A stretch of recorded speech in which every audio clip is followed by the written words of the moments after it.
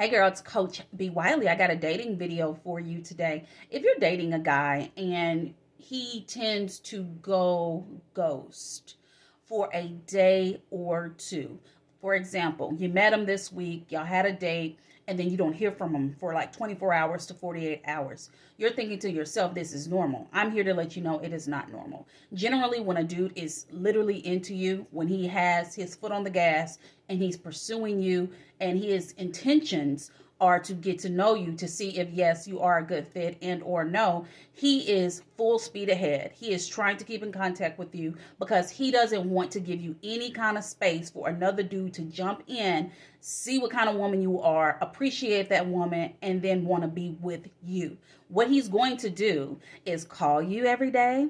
He's going to text you every day in between times when he cannot talk to you. When you're talking, it's going to be conversations of substance. It's not going to be BS conversations. He's not going to want to get you to come over to his house and Netflix and chill. And when you're dating someone, it is not okay for him to go a day without talking to you. And a lot of women have been convinced by social media that he's too busy. He has a job. He's doing this. He has a life. He has kids. He travels for work. However, a person's phone is with them 24/7.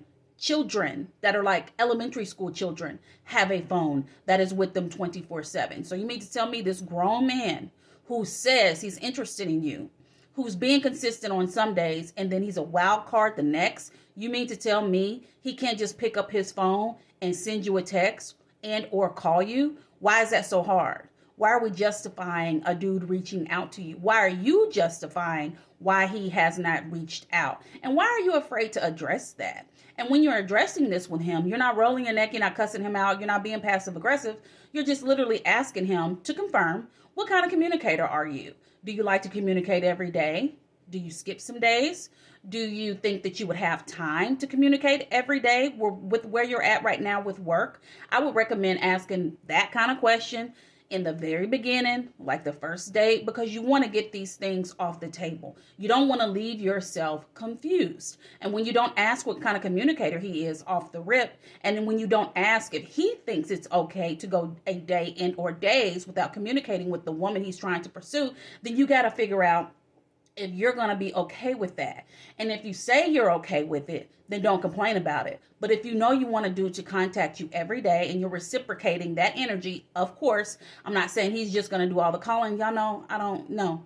That's not it. I'm saying if he's literally skipping a day, 2 days at a time, but every time you see him, he's giving you the hard eyes like, oh my gosh, I like you so much. Oh my gosh, I can see a future with you. And then you don't hear from him from another 24 hours. And then when he do call you, he was like, oh, I was real busy. Oh, I forgot. Oh, I was at the family reunion. Oh, I had to walk my dog. It's just like, why is that okay, sis?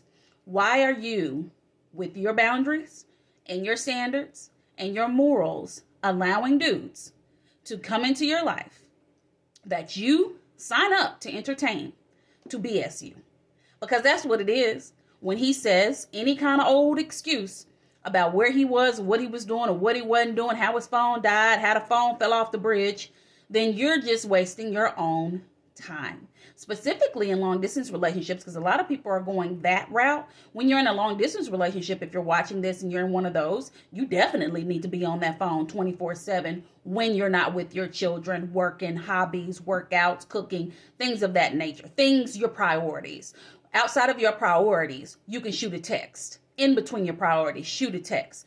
Keep that communication going, because if it's not going, if it's not flowing, that's when the dating situation goes left. And if you know you want a healthy communication, a healthy dating situation, then it's on you to ask the questions up front about what kind of communicator he is, and then for you to see if that aligns with you. Some dudes may not see it as a big deal of missing a day or two in between talking to you, and they'll feel like they'll pick up the phone when they feel like it. And usually if they go a day, then they're going to go 2 days. Then they're going to go 3 days. Then it's like multiple days. It's going to start with, let me just see if I can test the waters. Because even if he is a qualified man, he still might pull the test of, let me just go 24 hours without speaking to her. And guess what? Because you're a quality woman, when he comes back around and he gives you a call, then you need to address it. You need to inquire about what was going on to as to why he can't talk and or text, and if this is a pattern, because that's what you're trying to see. If him going 24 hours to 48 hours, is that's going to be a pattern, because how it is how it shall be. So would you want to be in a full-blown relationship with the guy that you don't talk to every day, and you'll just talk when you talk, when he picks up or feel like talking to you? You have to consider these questions, specifically if your intentions is to be in a long-term relationship versus just be out here doing what you do for fun. So think about that the next time you're dating someone. You want to ask him those questions up front, and then you want to let it play out. And then if he does play that game of I'm going to skip a day, then you want to inquire. And then it's on you to see if you want to be aligned with someone who thinks it's okay to not talk to you every day. Now, if you just out here, again, if you're out here in the streets dating for fun, then you can talk when you talk. But for the ladies that watch my videos, y'all want to be in relationships. So what do you got to do?